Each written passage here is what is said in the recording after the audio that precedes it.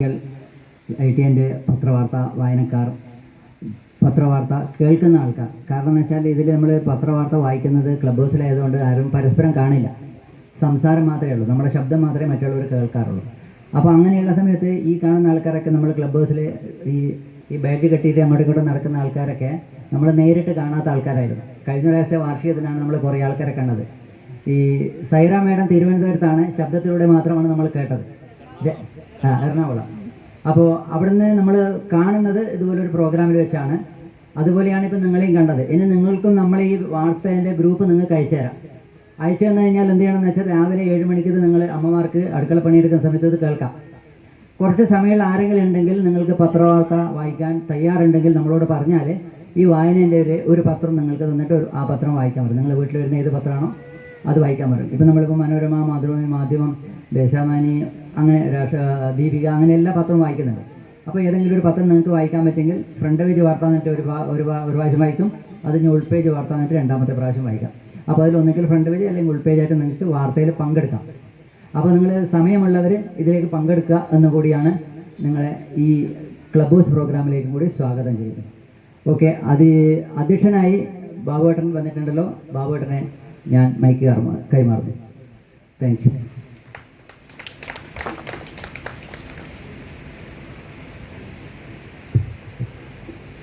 പ്രിയപ്പെട്ട സഹോദരി സഹോദരന്മാരെ, വിദ്യാർത്ഥിനികളെ, പ്രിയപ്പെട്ട സഹപ്രവർത്തകരെ, നമ്മുടെ പരിപാടി ഉദ്ഘാടനം ചെയ്യാനെത്തിയ TP Sajeev sir Kallassery block panchayat പ്രസിഡൻ്റാണ്. അദ്ദേഹം ജില്ലാ പഞ്ചായത്ത് ബ്ലോക്ക് പഞ്ചായത്തിൻ്റെ അസോസിയേഷൻ്റെ പ്രസിഡൻറ്റും കൂടിയാണ്. അതോടൊപ്പം നമ്മുടെ രാധാകൃഷ്ണൻ അടച്ചേരി, നിങ്ങൾക്ക് അറിയാം, അദ്ദേഹം എഴുത്തുകാരനാണ്. അദ്ദേഹത്തിൻ്റെ എഴുത്ത് നിങ്ങൾക്ക് സമകാലിക മാഗസിനുകളിലും പത്രങ്ങളിലൊക്കെ തന്നെ നിങ്ങൾ കണ്ടിട്ടുണ്ടാവും. അതുപോലെ തന്നെ നമ്മുടെ പ്രകാശേട്ടൻ കണ്ണൂർക്കാരനാണ്, മാധ്യമപ്രവർത്തകനാണ്. അദ്ദേഹമാണ് ഈ പ്രോഗ്രാമിൻ്റെ ചെയർമാൻ. അദ്ദേഹം ഇവിടെയുണ്ട്.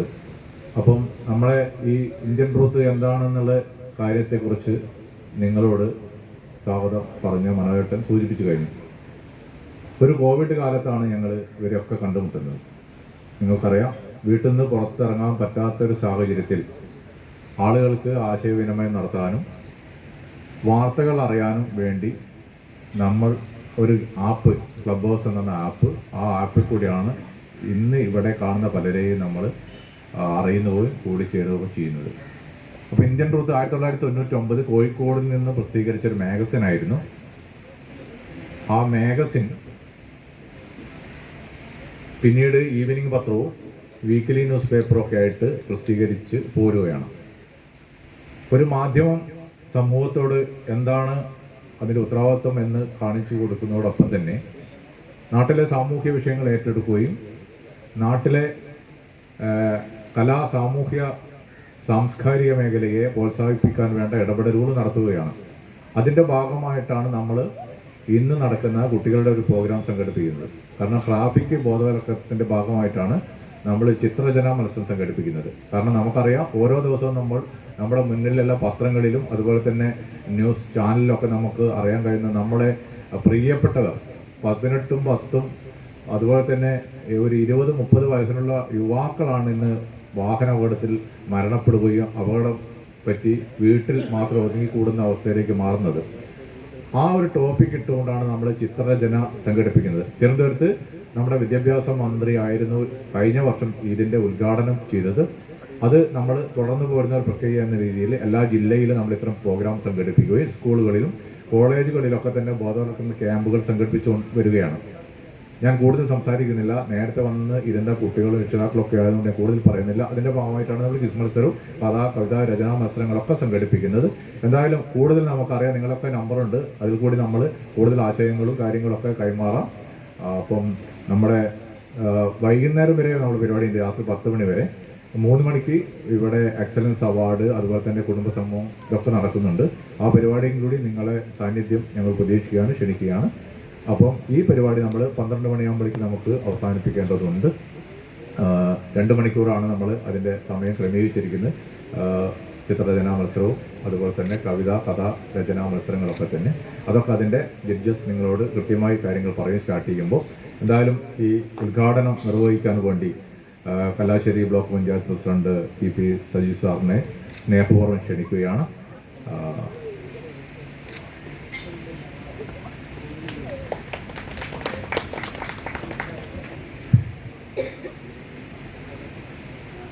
പ്രിയപ്പെട്ട അധ്യക്ഷൻ,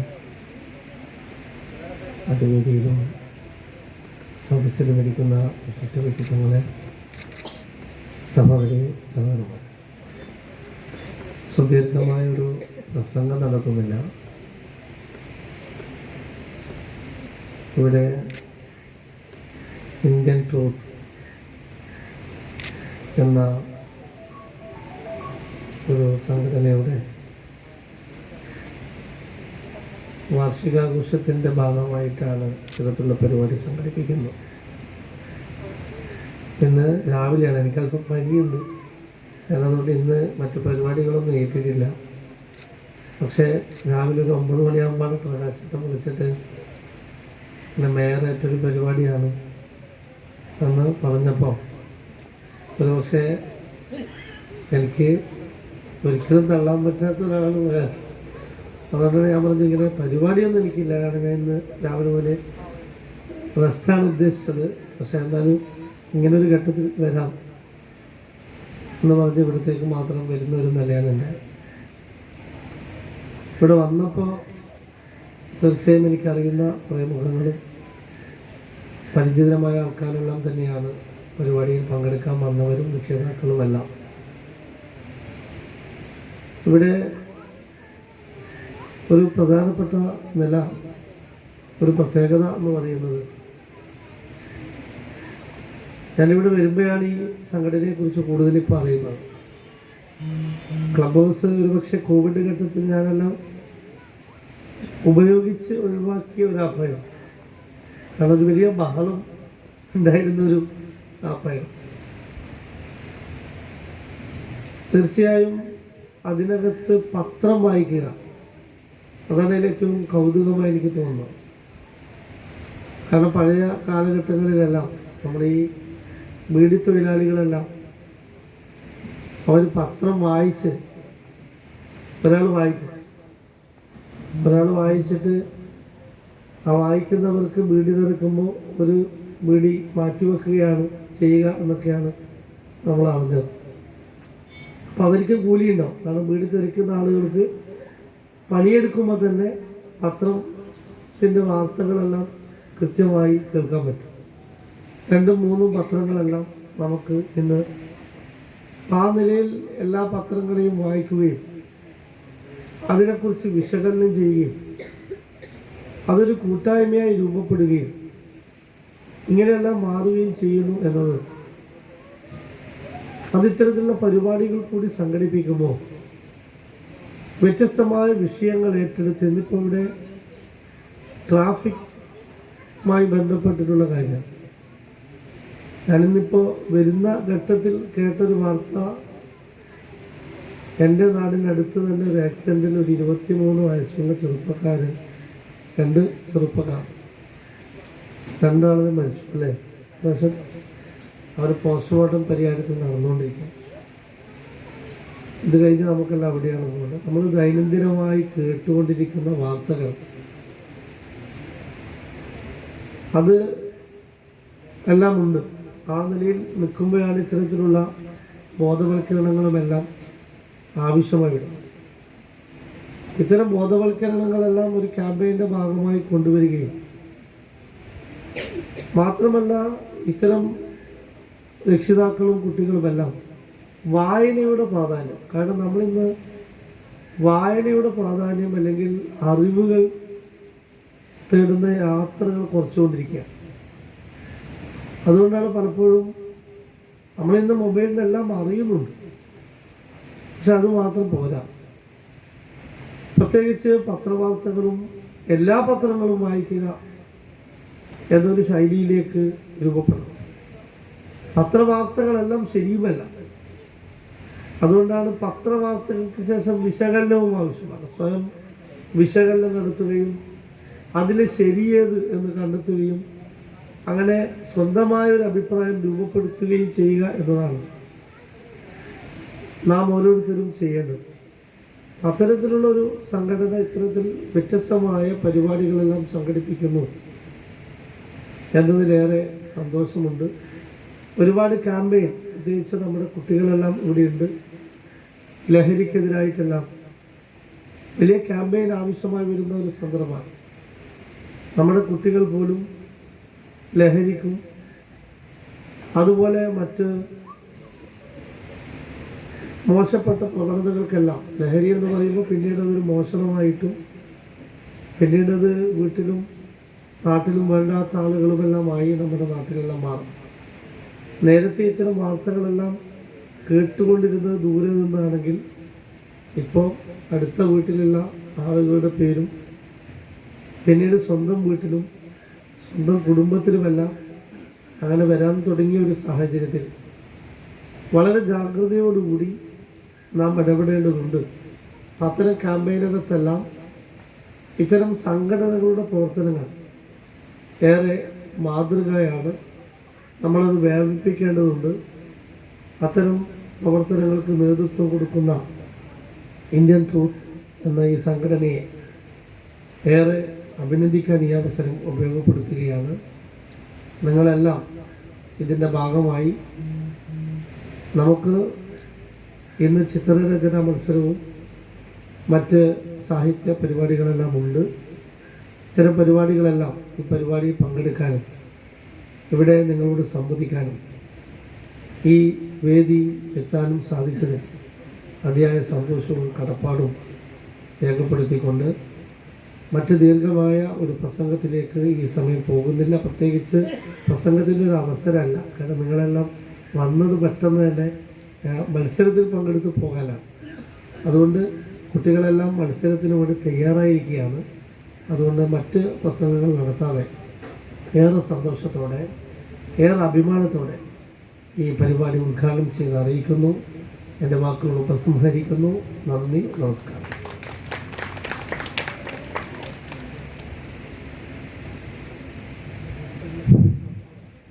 അടുത്ത് നമുക്ക് സാരാജി സ്വാഗതം പറയാൻ വിട്ടുപോയിട്ടുണ്ട്. സാരാജിയും കൂടി സ്വാഗതം ചെയ്യുകയാണ്. അടുത്ത് നമുക്ക് എഴുത്തുകാരൻ രാധാകൃഷ്ണൻ എടച്ചേരി നമുക്ക് വേണ്ടി 2 വാക്ക് സംസാരിക്കും. അതിനുവേണ്ടി അദ്ദേഹത്തെ സ്നേഹപൂർവ്വം ക്ഷണിക്കും.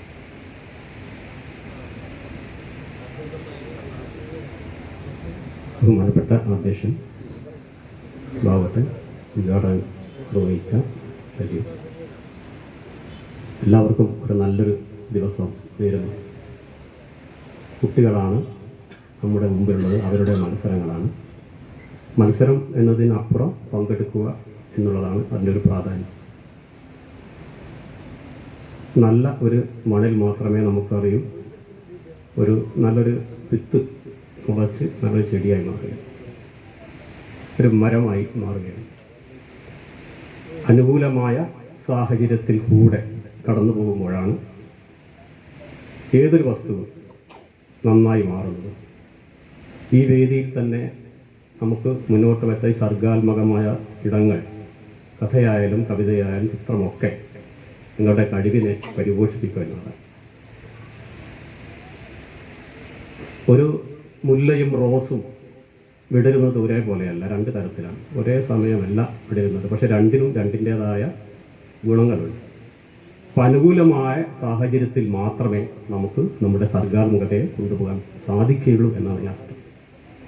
അധ്യാപകരായാലും രക്ഷിതാക്കളായാലും ഇത്തരം സംഘടനയിൽ സർഗാത്മകമായി നിങ്ങളെ മുന്നോട്ട് കൊണ്ടുപോകുന്ന ഏതൊരാളും നിർവഹിക്കുന്നത് ഉദ്യാനപാലകൻ്റെ ഒരു റോളാണ്.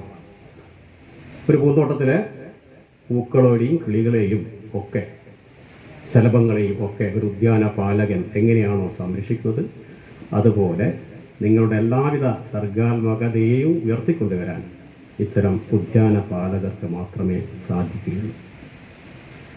ഇത് വളരെ ചെറിയ ഒരു ചൈനീസ് കഥ ഓർമ്മിപ്പിച്ചുകൊണ്ട് ഞാൻ എൻ്റെ ആശംസ അവസാനിപ്പിക്കുകയാണ്. ഭൂമിയോട്, ഭൂമി മാതാവ് എന്ന് നമ്മൾ പറയില്ല, ഭൂമി മാതാവിനോട് സൂര്യൻ, കത്തിച്ചടിക്കുന്ന സൂര്യൻ ഒരു ദിവസം പ്രഖ്യാപിക്കുന്നുണ്ട്, നാളെ മുതൽ ഞാൻ ഉദിക്കില്ല എന്ന് സൂര്യൻ പറയുന്നു. ഒരു വലിയ വെല്ലുവിളിയായിരുന്നു. ഭൂമിക്കെതിരെയുള്ള സൂര്യൻ്റെ ഒരു വലിയ വെല്ലുവിളിയാണ്.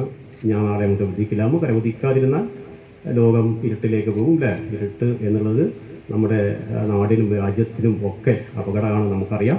ഇരുട്ടിനെതിരെയുള്ള യുദ്ധമാണ്, അല്ലെ വെളിച്ചത്തിന് വേണ്ടിയുള്ള യുദ്ധമാണ് നമ്മൾ ഓരോ ദിവസവും നടത്തിക്കൊണ്ടിരിക്കുന്നത്. അങ്ങനെ വലിയൊരു ഇരുട്ട് നമ്മുടെ രാജ്യത്ത് ഉണ്ട്. ആ ഇരുട്ടിനെതിരെയുള്ള ഒരു വലിയ പോരാട്ടം ആണ് വെളിച്ചത്തിൻ്റെ ശക്തി.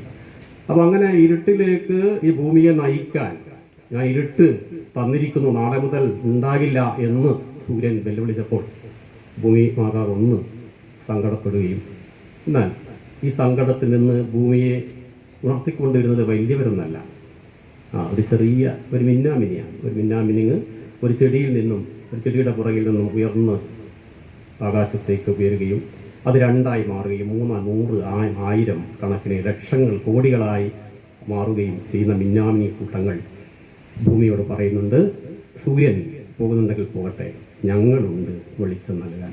അങ്ങനെ ആയിരക്കണക്കിന്, ലക്ഷക്കണക്കിന്, കോടിക്കണക്കിന് മിന്നാമിനുകൾ ഭൂമിക്ക് വെളിച്ചം നൽകുന്ന ഒരു കഥയുണ്ട്. നിങ്ങളാണ്, കുട്ടികളാണ് ഭാവിയുടെ നമ്മുടെ ഈ രാജ്യത്തെ ഒക്കെ സംസ്കാരത്തെ ഒക്കെ സംരക്ഷിക്കേണ്ടത്. നിങ്ങൾ മിന്നാമിനുകളല്ല, നാളെ നിങ്ങൾ സൂര്യനാകേണ്ടവരാണ്. ഏത് സൂര്യനെയും ഇല്ലാതാക്കാനുള്ള പ്രാപ്തി, കഴിവ് മക്കൾക്കുണ്ട്. നിങ്ങൾക്കുള്ള ഈ സർഗാത്മകമായ കഥ, കവിത, ചിത്രരചന എല്ലാത്തിനും വ്യത്യസ്തമായ ഒരു ചിന്ത ഉണ്ടാകാൻ നിങ്ങൾ കഴിയട്ടെ ഞാൻ ആശംസിക്കുകയാണ്. എല്ലാത്തിനും വ്യത്യസ്തമായ ഒരു മൗലികത ഉണ്ടായിരിക്കണം. ചിത്രം വരയ്ക്കുമ്പോൾ എല്ലാവരും വരയ്ക്കുന്നത് പോലെയല്ല, വ്യത്യസ്തമായി വരയ്ക്കാൻ ശ്രമിക്കണം. കഥ എഴുതുമ്പോൾ എൻ്റെതായ ഒരു ഒപ്പ് അവിടെ ഉണ്ടാകണം. കവിത എഴുതുമ്പോൾ എന്തുണ്ടാവുന്നതാണ്. അതുകൊണ്ടാണ് ഞാൻ ചെറിയൊരു ഉദാഹരണം പറയാം. മലയാളത്തിലെ 2 പ്രശസ്ത നടന്മാരുടെ, അല്ലെ മമ്മൂട്ടിയും മോഹൻലാലും അറിയാം. എന്തുകൊണ്ട് ഇത്ര കാലം നിൽക്കുന്നു എന്ന് പറഞ്ഞാൽ രണ്ടും 2 തരത്തിലാണ് എന്നുള്ളതാണ്. അതൊക്കെ പഠിച്ചാൽ മനസ്സിലാവും. അത് ഒരു ഭയങ്കരമായ പഠനം നടത്തേണ്ട ഒരു കാര്യമാണ്. ഒരാൾ ചെരിഞ്ഞ് നടക്കുമ്പോൾ ഒരാൾ നേർവഴിക്ക് നടക്കുന്ന സംഗതി, രണ്ടും 2 തരമാണ്. കാരണം അത്രയും കാലം ഒരു കലയെ കൊണ്ടുപോകുക എന്നുള്ളത് വ്യത്യസ്തമായി നിൽക്കുക എന്നുള്ളതാണ്. എല്ലാ കുട്ടികൾക്കും വ്യത്യസ്തമായ ഒരു രചനാതന്ത്രം ഉണ്ടാകട്ടെ. അത് വായനയിലൂടെയും, നേരത്തെ നമ്മുടെ വികാരം സൂചിപ്പിച്ചതുപോലെ വായനയിലൂടെയും നിരീക്ഷണത്തിലൂടെയും സൂക്ഷ്മമായ എല്ലാ കാര്യത്തിലൂടെയും മുന്നോട്ട് പോകാൻ എല്ലാവരും കഴിയട്ടെ എന്ന് ആശംസിച്ചുകൊണ്ട് നിർത്തുന്നു. നന്ദി.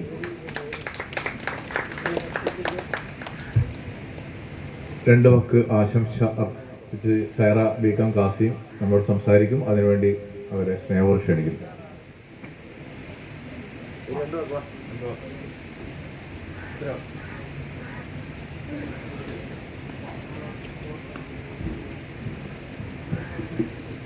എല്ലാവർക്കും നമസ്കാരം. പ്രത്യേകിച്ച് എൻ്റെ പ്രിയപ്പെട്ട കുഞ്ഞുങ്ങൾക്ക്, കുട്ടികൾക്ക് സ്വാഗതം, വിജയാശംസകൾ നേരുന്നു. ഇന്ത്യൻ ന്യൂസ് പേപ്പർ ടുഡേ ദിനപത്രങ്ങളുടെ എല്ലാ ദിവസവും വാർത്താ വായനയുമായി ഞങ്ങളെല്ലാവരും പല രാജ്യങ്ങളിൽ നിന്ന്, പല സംസ്ഥാനങ്ങളിൽ നിന്ന്, പല ജില്ലകളിൽ നിന്ന് ഇരുന്നാണ് ഞങ്ങൾ വാർത്തകൾ വായിക്കുന്നത്. കണ്ടുമുട്ടാനുള്ള അവസരങ്ങൾ വളരെ വിരളമാണെങ്കിലും എല്ലാ ദിവസവും കേട്ടുമുട്ടിക്കൊണ്ട് ഞങ്ങളുടെ വാർത്താ വായന അനുദിനം തുടരുമ്പോൾ അതുമായി ബന്ധപ്പെട്ട് ഇന്ത്യൻ ട്രൂത്ത് എന്നുള്ള ഒരു പത്രം 22 വർഷത്തോളമായി നല്ല രീതിയിൽ പ്രവർത്തിച്ചു വരുന്ന ഒരു സായാഹ്ന പത്രത്തിൻ്റെ പ്രതിനിധിയായി ഫൗണ്ടർ ലീഡർ ബാബു സാർ ഞങ്ങളോടൊപ്പം ഞങ്ങളെ നയിച്ചുകൊണ്ട് മുന്നോട്ട് പോകുമ്പോൾ ഇവിടെ എല്ലാവരും സംസാരിച്ചതുപോലെ തീർച്ചയായും വാർത്തകൾ എല്ലാ പത്രങ്ങളിലും ഏതാണ്ട് ഒരുപോലെയാണെങ്കിലും വാർത്തകൾ പല പത്രങ്ങളിൽ നിന്നും ഒരു മാറ്റവും വരുത്താതെ, ഒരു കാറ്റഗറൈസേഷനും ഇല്ലാതെ, രാഷ്ട്രീയ ചായ്വോ മറ്റൊരു ചായ്വോ ഇല്ലാതെ പത്രത്തിലുള്ളത് എന്താണോ അത് അതേപടി വായിച്ചുകൊണ്ട് ഞങ്ങളെല്ലാവരും എല്ലാ ദിവസവും ശ്രോതാക്കളുമായി ചേർന്ന് മുന്നോട്ട് പോകുമ്പോൾ എനിക്ക് പറയാനുള്ളത് ഇവിടെ ഇരിക്കുന്ന എൻ്റെ പ്രിയപ്പെട്ട സഹോദരിമാരോടാണ്. തീർച്ചയായും നിങ്ങളെല്ലാവരും ഇന്ത്യൻ ട്രൂത്ത് ന്യൂസ് പോലെയുള്ള ഇതുപോലുള്ള വാർത്ത കേൾക്കാനുള്ള അവസരങ്ങളെ ഒരിക്കലും ഇല്ലാതാക്കരുത്. നമ്മൾ അടുക്കളയിലും നമ്മുടെ ജോലികളിലുമൊക്കെ, ഞങ്ങളും ജോലികൾ പല മേഖലയിൽ ചെയ്യുമ്പോഴാണ് ഞങ്ങളുടെ വിലയേറിയ സമയം ഇതിനായിട്ട് ഒരു സാമൂഹ്യ സേവനത്തിൻ്റെ ഭാഗമായി യാതൊരു വിധത്തിലുള്ള പ്രതിഫലവുമില്ലാതെ ഞങ്ങളുടെ ഈ സ്നേഹം, സൗഹാർദ്ദം, ഈ ഒരു കമ്പാനിയൻ ഞങ്ങൾക്ക് തരുന്ന ഊർജം അത്ര വലുതാണ്. കാരണം ഞങ്ങൾക്ക് അവബോധമുള്ളവരായി ഇത് കേട്ടുപോകുന്ന എല്ലാ സ്ത്രീ ജനങ്ങൾക്കും, ഇത് കേൾക്കുന്ന എല്ലാ ശ്രോതാക്കൾക്കും അവബോധമുള്ളവരായിട്ട് നമ്മുടെ ഈ സമൂഹത്തിൽ ജീവിക്കാനുള്ള ഏറ്റവും ഒരു മഹത്തായ ഒരു സേവനം ചെയ്യുന്നു എന്നുള്ള ആത്മാഭിമാനത്തോടെയാണ് ഞങ്ങളെല്ലാവരും ഇത് ചെയ്യുന്നത്.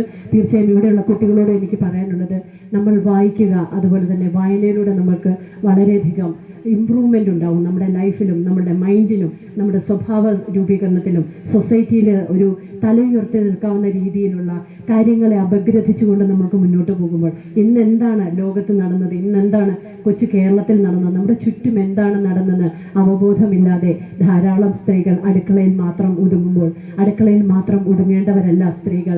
തീർച്ചയായും അവരുടെ കഴിവുകളെയും അവരുടെ പാഷൻസിനെയും അംബീഷൻസിനെയും ഫുൾഫില്ല് ചെയ്തുകൊണ്ട് വളരെ ബോധവതികളായി മുന്നോട്ട് പോകേണ്ട സ്ത്രീജനങ്ങളോടാണ് എനിക്ക് പറയാനുള്ളത്. നിങ്ങളുടെ കുട്ടികളെയും വാർത്തകളും വായനകളും ഒക്കെ ആയിട്ട് പോകാനുള്ള അവസരം അവർക്കുണ്ടാക്കുകയും ഇന്ത്യൻ ട്രൂത്ത് ന്യൂസിൻ്റെ ഒരു ഭാഗമായി നിങ്ങൾക്ക് ഒരു ചെലവുമില്ലാതെ നിങ്ങളുടെ ഫോണിൽ ആപ്പ് ഡൗൺലോഡ് ചെയ്തുകൊണ്ട് നിങ്ങൾക്ക് എല്ലാ ദിവസവും 7 മണി മുതൽ 9:30 വരെ വാർത്ത കേൾക്കാനുള്ള ഒരു സുവർണാവസരമാണ് ഞങ്ങൾ ഉണ്ടാക്കുന്നത്. അതിൻ്റെ ഭാഗമായാണ് ഇന്നിവിടെ 3-ാം വർഷത്തെ മീറ്റപ്പ് നടക്കുന്നത്.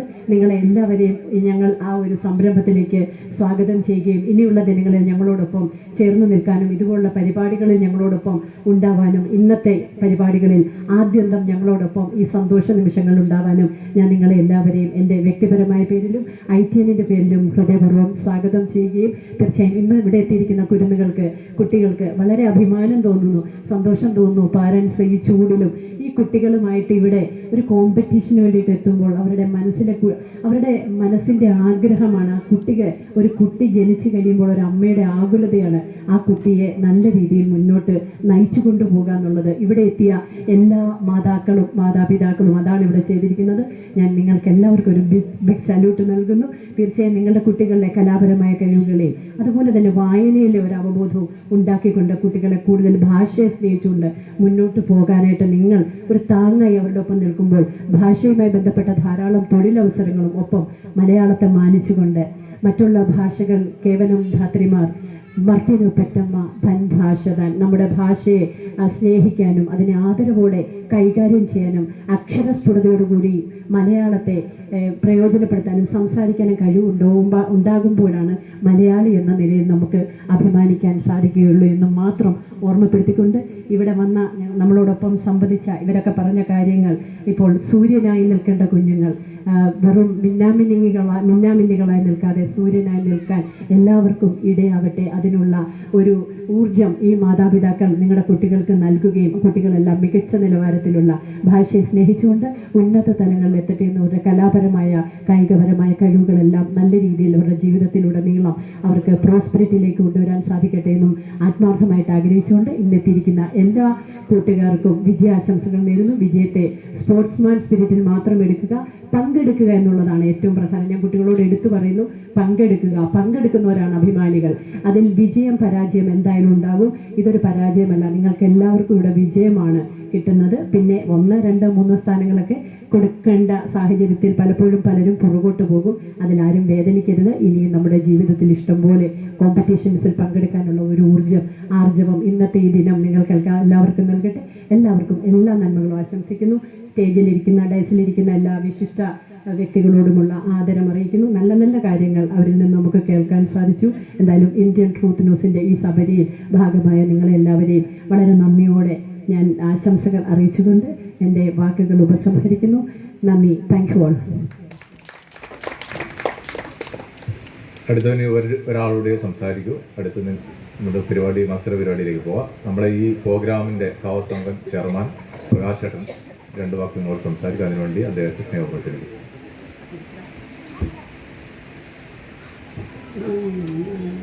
പ്രിയപ്പെട്ട ഈ ചടങ്ങിൻ്റെ ഉദ്ഘാടകൻ ആരാധ്യനായ കല്യാശ്ശേരി ബ്ലോക്ക് പഞ്ചായത്തിൻ്റെയും അതുപോലെ തന്നെ ബ്ലോക്ക് പഞ്ചായത്ത് അസോസിയേഷൻ കണ്ണൂർ ജില്ലാ പ്രസിഡന്റ് കൂടിയായിട്ടുള്ള PP ഷാജർ ഉൾപ്പെടെ ഈ ചടങ്ങിൽ പങ്കെടുത്തുകൊണ്ടിരിക്കുന്ന എല്ലാവരെയും ഹൃദയത്തോട് ചേർത്ത് അഭിനന്ദിക്കുകയാണ്.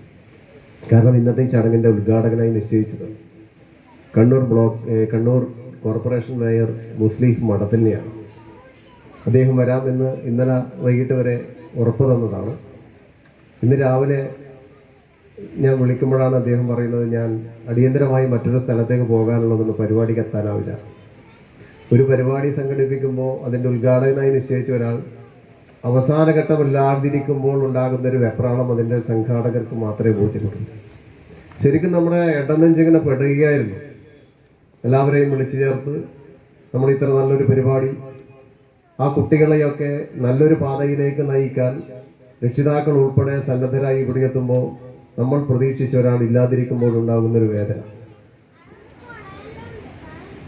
അപ്പോഴാണ് എനിക്ക് നമ്മുടെ ഒരു പ്രിയപ്പെട്ട സുഹൃത്തു കൂടിയായിട്ടുള്ള ഷാജിറിനെ ഓർമ്മ വരുന്നത്. അപ്പോൾ തന്നെ അദ്ദേഹത്തെ ഫോൺ ചെയ്തു. അദ്ദേഹം പറഞ്ഞു, ഞാൻ സുഖമില്ലാതെ കിടക്കുകയാണ്, ഞാൻ ഇന്ന് മറ്റു പരിപാടികളൊന്നും ഏറ്റിട്ടില്ല. അപ്പോൾ ഞാൻ ഒന്നേ പറഞ്ഞിട്ടുണ്ടായിരുന്നു, നമ്മുടെ കൊച്ചുമക്കളാണ്, ആ മക്കളുടെ പരിപാടി ഉദ്ഘാടനം ചെയ്യാൻ നിങ്ങൾ എന്തായാലും വരണം. അപ്പോൾ തന്നെ അദ്ദേഹം മറ്റൊന്നും പറയാതെ കുളിച്ചു മാറ്റി ആ വറയാലോട് കൂടിയിട്ട് ഇങ്ങോട്ട് വരികയാണ്. അദ്ദേഹത്തെ എത്ര അഭിനന്ദിച്ചാലും നമുക്ക് മതിയാവില്ല.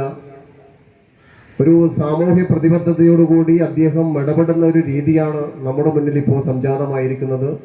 നാടിൻ്റെ ക്ഷേമ വികസന പ്രവർത്തനങ്ങളായാലും എല്ലാ തരത്തിലുമുള്ള ഇടപെടലുകൾ നടത്തിക്കൊണ്ട് സാമൂഹ്യ സാംസ്കാരിക വിദ്യാഭ്യാസ മേഖലയിൽ നിരന്തരമായി കണ്ണൂർ ജില്ലയ്ക്ക് തന്നെ മാതൃകയായ പ്രവർത്തനം നടത്തിക്കൊണ്ടിരിക്കുന്ന അദ്ദേഹത്തെ ഒരിക്കൽ കൂടി ഞാൻ അഭിനന്ദിക്കുകയാണ്. ഒപ്പം തന്നെ ഈ മത്സരത്തിൽ പങ്കെടുക്കാൻ എവിടെ എത്തിയിട്ടുള്ള ഓരോ മക്കളെയും ഇടനെഞ്ചോട് ചേർത്ത് അഭിനന്ദിക്കുന്നു.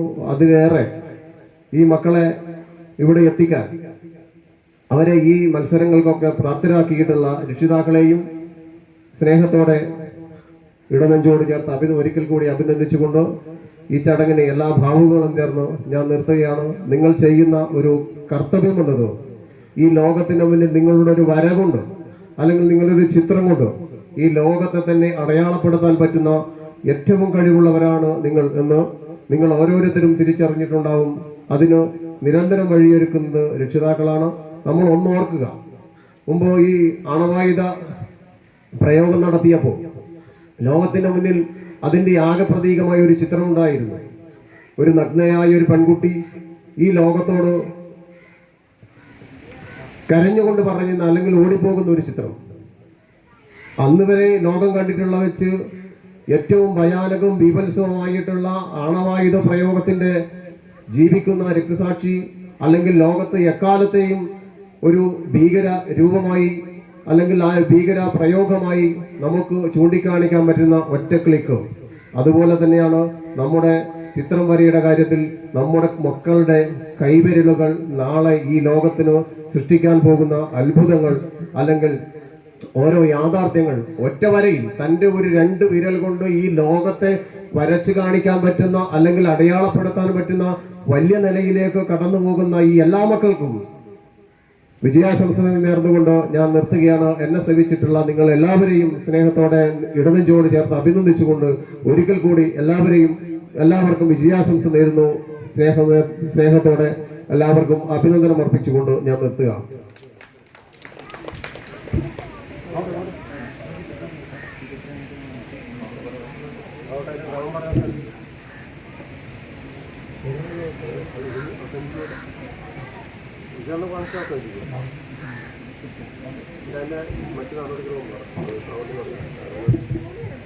അപ്പം ഈ ഉദ്ഘാടന ചടങ്ങ് ഇവിടെ അവസാനിപ്പിക്കുകയാണ്. നമ്മുടെ ചിത്രരചന മത്സര പരിപാടികളെക്കുറിച്ച് മനോജ് കുമാർ KP നിങ്ങളോട് അതിൻ്റെ കാര്യങ്ങളൊക്കെ സംസാരിക്കും. അതിനുവേണ്ടി അദ്ദേഹത്തെ ക്ഷണിക്കും. പറയാം.